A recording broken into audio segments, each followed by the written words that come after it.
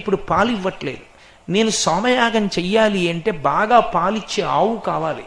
నేను అంత డబ్బున్నవాణ్ణి కాను, నాకు ఒక్క గోవుని దానం చేయిస్తారా, మీరు గోవు వైభవం చెప్తారు కదా అని అడిగారు. నేను సరే, అంత గొప్ప వ్యక్తికి గోదానం చేయడం అంటే అదేం దొరికే ఫలితమా, అది దొరుకుతుందా అన్ని వేళలా? కాకినాడలో నానాజీ గారిని, నా అంతేవాసి, ఆయనకి చెప్పాను, అయ్యా అటువంటి వ్యక్తికి గోదానం చెయ్యండి అని.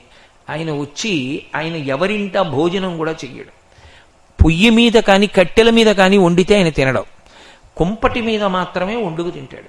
ఆయన గోదానం పుచ్చుకొని అయ్యప్ప స్వామి దేవస్థానంలో కుంపటి పెట్టుకుని అన్నం వండుకుని ఆ అన్నం తిని ఈ గోవుని పట్టుకుని తన ఊరు వెళ్ళిపోయారు. మొన్ననే నాకు ఫోన్ చేశారు, సోమయాగం ప్రారంభం అయ్యే ముందు మీరు రావాలి, మీరు దానం చేయించిన ఆవు పాలతోటే ప్రారంభం చేస్తున్నాను యాగము అని చెప్పారు.